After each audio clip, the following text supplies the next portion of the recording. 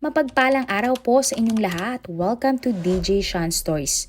Turn on your notification bell, like and subscribe para sa crime stories araw-araw.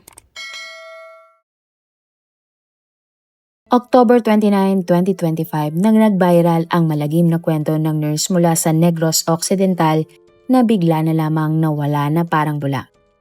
Wala nga mag-aakala na makikita na lamang ang nurse na ito sa isang tubuhan na wala ng buhay.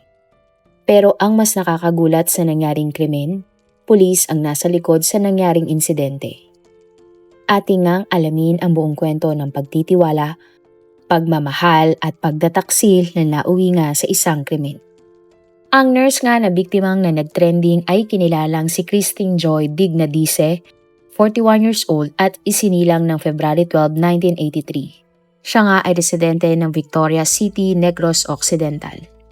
Nagtapos ng kursong nursing si Christine.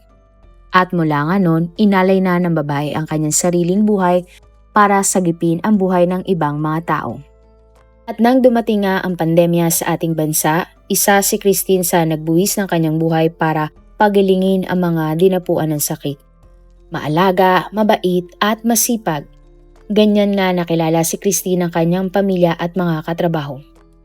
Matapos ngang maging nurse, nagtrabaho naman si Christine bilang auditor sa isang kumpanya.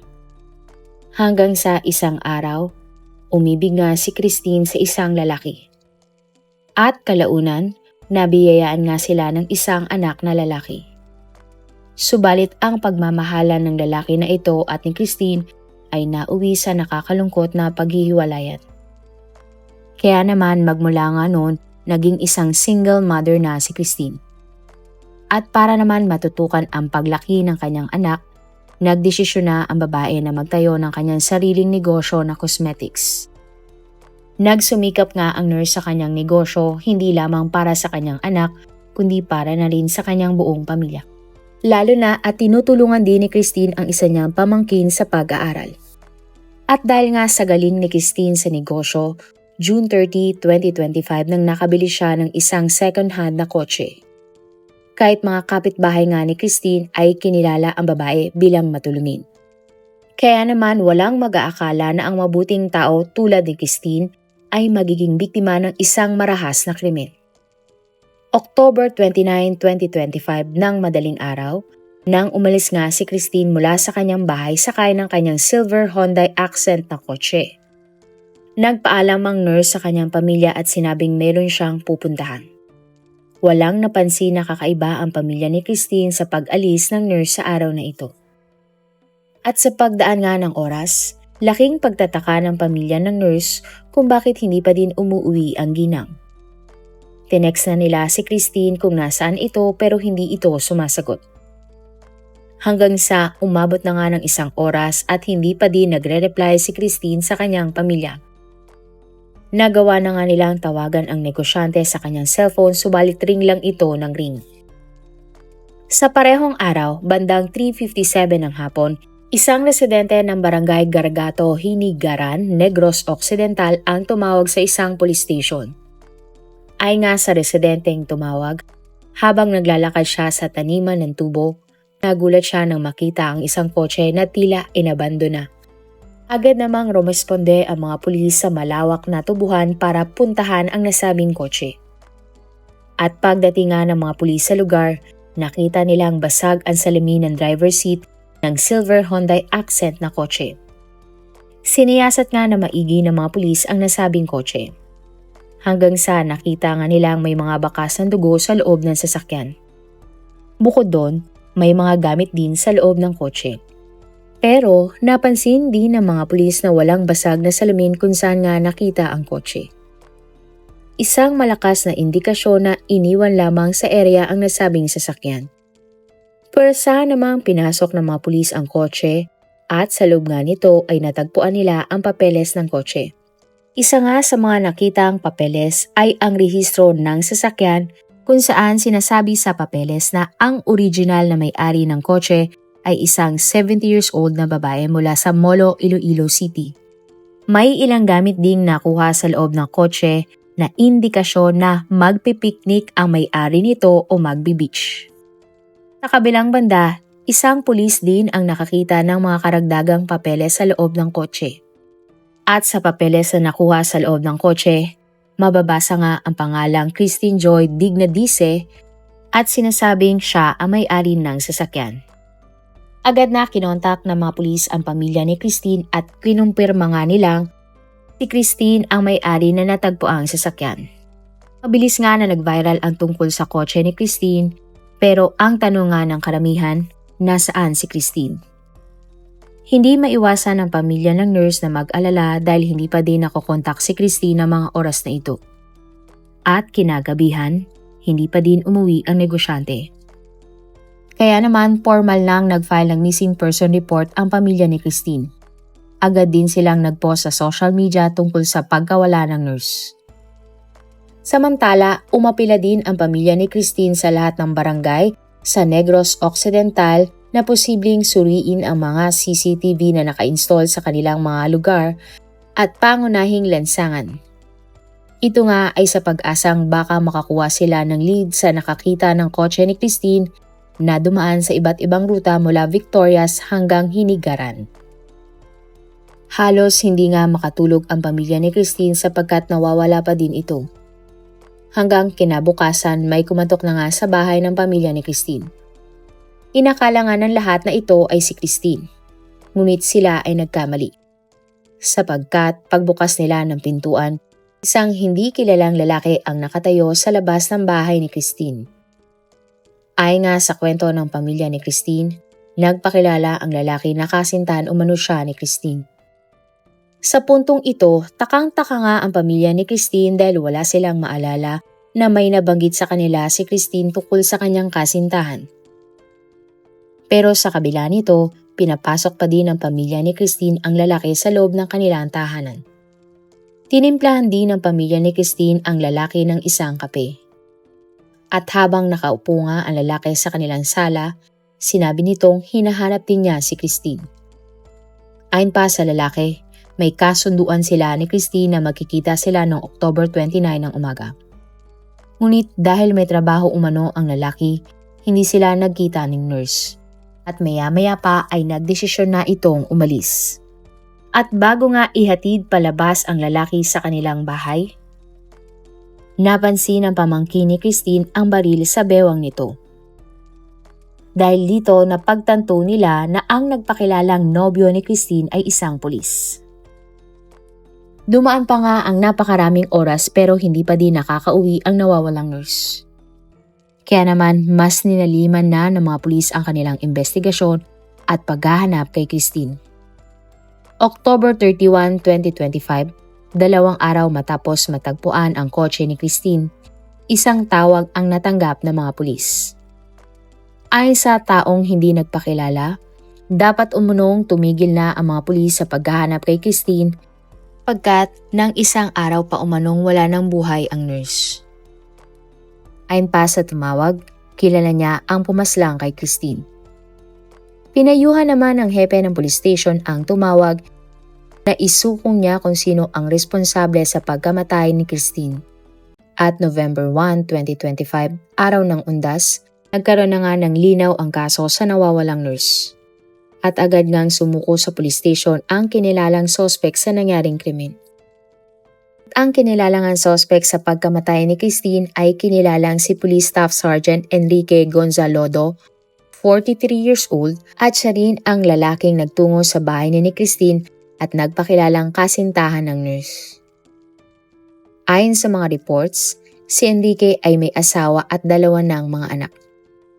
Ang lalaki din ay naka-assign sa Bacolod City Police Office Station 5. Pagdating nga sa police station, inamin ni Enrique ang buong pangyayari. Ayon nga sa pulis, siya at si Christine ay 3 taon nang mayroong relasyon. Sila nga ay nagkakilala nang na-assign si Enrique sa Victorias City. Ayon pa sa salaysay ni Enrique, siya ang huling kasama ni Christine bago ito nawala. Sapagkat ng October 29, 2025, siya at si Christine ay nagkita sa Talisay City. Nagpapasama umano si Christine kay Enrique sa meet-up ng buyer ng kanyang kotse. At magkasama nga noon ang magkarelasyon sa loob ng kotse ng biktima. Ang pulis ang nagmamaneho ng sasakyan habang ang nurse ang nasa passenger seat. Ayon sa pulis, habang sila ay nasa biyahe, nagkaroon sila ng pagtatalo ni Christine. Na mga oras na nga na ito, ang service firearm ni Enrique ay nasa pagitan ng pulis at ni Christine. At ito nga ay nasa handbrake banda ng sasakyan. Ayon pa sa salaysay ni Enrique, bigla na lamang umanong kinuha ni Christine ang kanyang baril. Dito na sila nag-agawa ni Christine ng baril. Maya-maya pa, aksidenteng nabaril ni Enrique ang kasintahan niyang si Christine. Agad namang binawian ng buhay ang nurse. At sa takot nga ni Enrique sa kanyang nagawa sa pagpaslang sa kanyang kasintahan, nagmaneho siya mula Talisay hanggang Bago City. At pagdating nga sa nasabing lugar, naghanap ang pulis ng lugar kung saan angkop na iwan ang labi ng kanyang kasintahan. Mula Bago City, nagmaneho ulit si Enrique papuntang Hinigaran kung saan niya inabandona ang kotse ng biktima. Mula nga doon, sumakay ng bus si Enrique pabalik ng Bacolod City na tila ba walang nangyari. Sinabi din ni Enrique sa mga otoridad na handa siyang ituro kung nasan ang labi ng biktima. Kaya naman matapos makunan ng salaysay si Enrique, sinamahan siya ng mga pulis at media sa isang malawak na taniman ng tubo sa Bago City. Binaybay ni Enrique at ng mga pulis ang malawak na tubuhan. Hanggang sa bigla na lamang tumigil si Enrique sa paglalakad at itinuro nga ang labi ni Christine. Agad nga tumambad sa mga pulis ang labi na nawawalang nurse. Hit nga ni Enrique, aksidente lamang ang lahat na nangyari. Subalit hindi naman kumbinsido ang mga pulis sa salaysay ni Enrique. Teorya nga ng mga pulis, sinadya talagang iligaw ni Enrique ang investigasyon dahil sa dalawang magkaibang lugar niya iniwan ang kotse at labi ng biktima. Pagtataka pa ng mga otoridad, kung aksidente lamang ang nangyari, bakit tinago ng sospek ang krimen at hindi niya itinakbo si Christine sa pinakamalapit na ospital? At sa pagsisiyasat nga ng mga pulis sa crime scene, hindi na kaaya-aya ang labi ng nurse. Indikasyon na matagal na itong wala ng buhay. Agad na dinala ang labi ni Christine sa laboratorio para sumailalim sa autopsy. May mga ilang ulat naman na sa braso umano tinamaan ng baril ang biktima. At sa autopsy result, isang bala nga ang tumapos sa buhay ni na Christine. Bukod doon, wala na ding damit pang ibaba si Christine at tila nga nakaawang pa ang mga binti nito. Para nga sa mga otoridad, tila pinagmukha pa ni Enrique na pinagsamantalahan si Christine para iligaw ang daloy ng investigasyon. Napakasakit nga para sa pamilya ni Christine ang sinabit ng mabuti at masipag na nurse. Mismong anak naman ng biktima ang nagkumpirma na ang relo sa crime scene ay pagmamay-ari nga ni Christine. Naiyak nga sa tindi ng galit ang kapatid ni Christine nang humarap ito sa media. Ayon sa ginang, maayos nilang hinarap at pinapasok sa kanilang bahay si Enrique pero hindi nila inakala na ito pala ang tumapos sa buhay ng kanilang kaanak. Pakiramdam nga ng kapatid ni Christine, pinaglaruan nila si Enrique nang nagkunwari pa itong hinahanap din niya ang biktima. Giit pa ng ginang, pinagkapi pa nila ang pulis habang ito ay nasa kanilang bahay. Subalit wala silang ka-idea na habang pinag-uusapan nila kung nasaan si Christine, ito pala ay malamig ng labi. Ayon pa sa kapatid ni Christine, gusto nilang klaruhin na wala silang alam na karelasyon pala ni Christine si Enrique. Wala daw silang ka-idea na may kasintahan na nga ang nurse. Giit pa ng ginang, hindi sila naniniwalang nobyo ni Christine si Enrique dahil wala namang sinasabi sa kanila ang biktima. Nasabi din ng ginang na humingi pa nga umano si Enrique ng patawad sa kanila dahil hindi umano nasamahan ng suspect si Christine sa imi-meet up nitong buyer ng kanyang kotse. Kalaunan, kinuha nga ng pamilya ni Christine ang larawan ni Enrique at ibinigay ito sa mga pulis sa Hinigaran. At sa police station, ipinakita nga ng mga pulis ang litrato ni Enrique sa ilang witness. At sa police station, kinilala nga si Enrique ng mga saksi na siya ang nagmaneho ng sasakyan ng biktima nang ito ay iniwan niya sa tubuhan. Taliwas sa salaysay ng sospek na hindi niya kasama si Christine na nangyari ang krimen. Ayon pa sa kapatid ng biktima, hindi sila naniniwalang aksidente lamang na barilan sospek ang kanyang kapatid. Salungat daw kasi ang salaysay ni Enrique kung paano tumama ang bala na tumapos sa buhay ng nurse. Hinanap din ng pamilya ni Christine ang 3 cellphone ng biktima kay Enrique.